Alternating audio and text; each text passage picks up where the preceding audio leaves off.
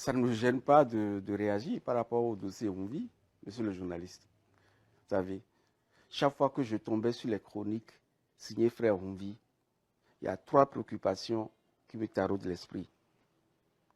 La première, je me demandais, mais est-ce qu'il a les preuves de ce qu'il dit de façon aussi péremptoire?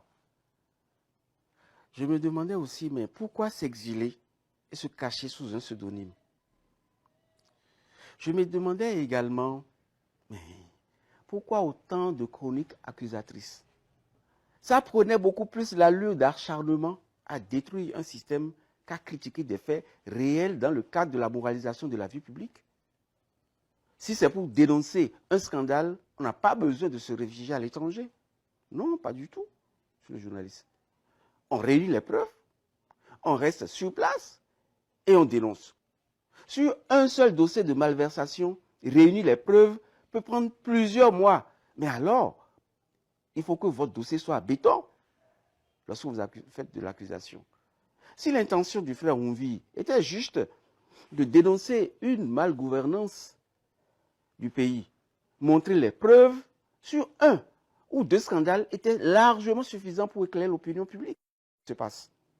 Mais des centaines de chroniques aussi accusatrices, cela apparaissait à la fin comme un acharnement contre le régime en place. En somme, ça donnait le sentiment qu'il faisait de l'activisme politique, dont l'objectif, évidemment, est de décrédibiliser les autorités en place et montrer qu'elles ne font rien de bon. Vous savez, sous le régime du président général Mathieu Kérékou, j'avais fait des dénonciations. J'avais dénoncé plusieurs scandales alors que je n'étais qu'un citoyen lambda. Je n'étais pas député. Je m'étais même permis de dénoncer sous forme de livres. C'était les vraies couleurs du caméléon, c'était Crépus d'un dictateur, état d'urgence. À travers ces écrits, j'avais dénoncé des scandales comme les 14 milliards détournés à la Sonapra. Et après le détournement, on met feu au bureau du ministre, on incendie le bureau du ministre, on incendie la comptabilité. Et jusqu'à aujourd'hui, les 14 milliards volatilisés, personne n'a jamais payé. J'avais dénoncé l'affaire Sonacop, une affaire dans laquelle les gens avaient acheté la Sonacop avec les termes de la Sonacop. J'avais dénoncé le scandale de l'avion présidentiel et beaucoup d'autres. Et récemment, sous le règne du président Yahi Boni, j'avais dénoncé le dossier Sensad, l'affaire Sensad, 70 milliards de pillés. C'est dans ce scandale qu'on avait parlé des imperméables achetés à 90 000 francs, des gants à 70 000.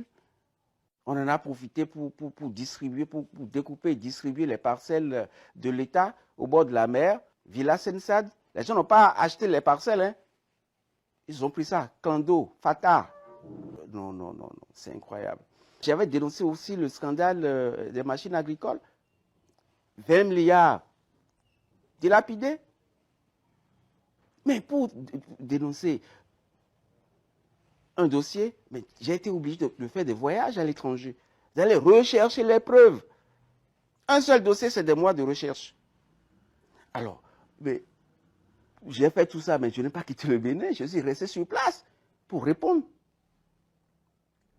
Comme le cas de Rumvi, lorsqu'un citoyen arrive à dénoncer autant de faits par mois qu'il considère comme scandale, vous comprenez donc pourquoi je m'interrogeais sur la sincérité du contenu sur le journaliste. L'affaire étant au niveau de la justice, je ne dirai pas plus. Je ferai juste observer que le frère a l'occasion d'apporter les preuves de ces accusations répétées pour montrer sa crédibilité. Monsieur le journaliste.